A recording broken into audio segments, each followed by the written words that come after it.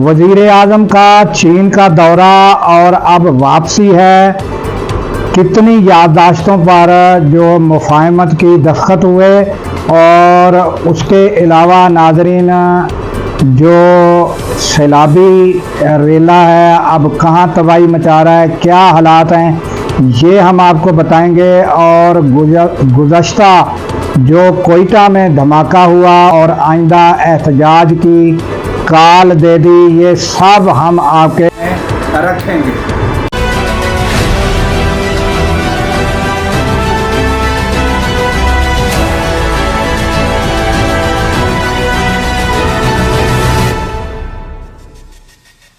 अस्सलाम वालेकुम, मैं हूं अब्दुल गफ्फार। नाज़रीन, सबसे पहले दौरा चीन वज़ीर आज़म की जो सरमायाकारी याददाश्तों पर दस्तखत हुए है वो हम आपके सामने रख देते हैं कि चीन के दौरे के दौरान 4 अरब 20 करोड़ डॉलर की सरमायाकारी की याददाश्तों पर दस्तखत हुए हैं और चीन ने कानकुनी और आईटी सेक्टर और सी पैक का दूसरा मरहला उसमें सरमायाकारी करने की याददाश्तों पर जो है वो दस्तखत हुए हैं और वज़ीर आज़म ने जो है उनको यकीन दहानी, उनकी सिक्योरिटी और उनको बिजनेस के मामलात में वन विंडो और आसानियां जो हैं फराहम करने की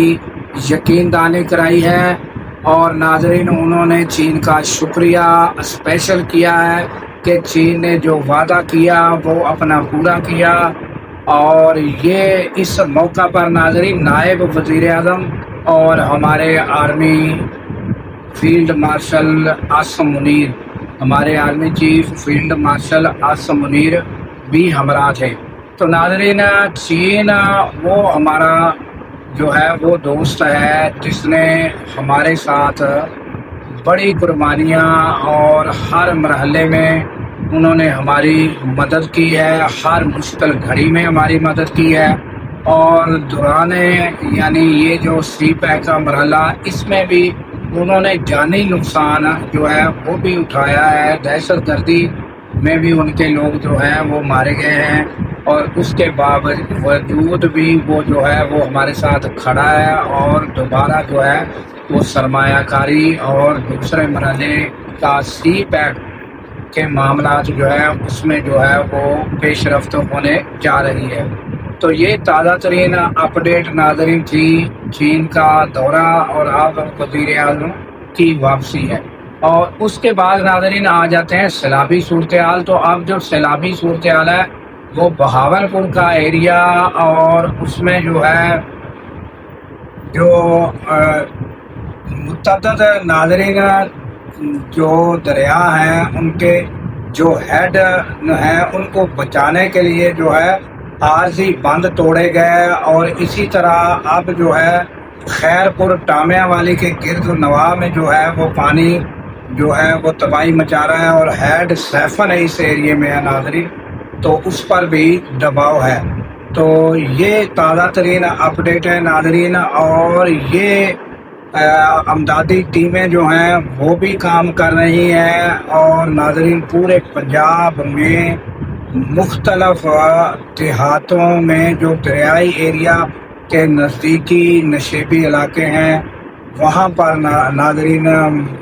बड़ी तादाद में देहात और नकल मकानी जो हुई है। तो फिर जो है ये फिलफौर अमदादी टीमों का पहुँचना और हर जगह पहुँचना ये बड़ा दुश्वार गुजार है। उसके बावजूद भी नाज़रीन हमारी जो टीमें हैं वो कोशिश है जितना हो सक रहा है अमदादी टीमें काम कर रही हैं। और उसके अलावा नाज़रीन हमारी अफवाज जो है वो भी अमदाद में और रेस्क्यू करने में जो है वो सबसे अव्वल सफ़ में जो है उन्होंने अपनी जो कार्रवाई है वो जारी रखी हुई है। इस नागहानी आफत और अचानक जो इंडिया से पानी आया, इंडिया की इसको दहशत गर्दी कह लें, इंडिया का जो सैलाबी रेला उन्होंने पानी छोड़ा उसकी वजह से पूरे पंजाब में। और नाज़रीन अभी आगे ये बहावलपुर के बाद हेड पंजनादा और फिर ये बुड्डू के मकाम पर ताहाल बुड्डू के मकाम पर निचले दर्जे का سیلاب ہے اور آئندہ دیکھتے ہیں کہ ایک دو روز میں کیا صورتحال ہوتی ہے، وہ بھی ہم آپ کو آگاہ کرتے رہیں گے۔ تو یہ ناظرین تازہ ترین سیلاب کے حوالے سے تھی، اور گزشتہ جو ناظرین کوئٹہ میں جلسے کے دوران دھماکہ ہوا اور وہاں شہادتیں ہوئیں، اس کی تفصیل جو ہے وہ، اور جو تازہ پریس کانفرنس کی ہے محمود خان اچکزئی نے جو اسپیچ کی ہے، اس میں انہوں نے آئندہ جو ہے 8 تاریخ کو ہڑتال کا اعلان کر دیا ہے۔ اس میں ناظرین مکمل ہڑتال ہوگی، روڈیں بند ہوں گی، ٹریفک بند ہوگی، ریلوے ٹرینیں جو ہیں وہ بھی بند ہوں گی، یہاں تک کہ ان کا کہنا ہے کہ ہوائی اڈے جو ہیں ایئرپورٹس ہماری وہ بھی بند ہوں گی۔ تو یہ انہوں نے کہا ہے، اور یہ بہت بڑی جو ہے 8 تاریخ کو احتجاج ہے، مگر یہ انہوں نے ساتھ ساتھ یہ واضح کیا ہے کہ 8 تاریخ کو ہمارا پورا من جو ہے وہ احتجاج ہوگا۔ تو یہ محمود خان اچکزئی نے جو چند جملے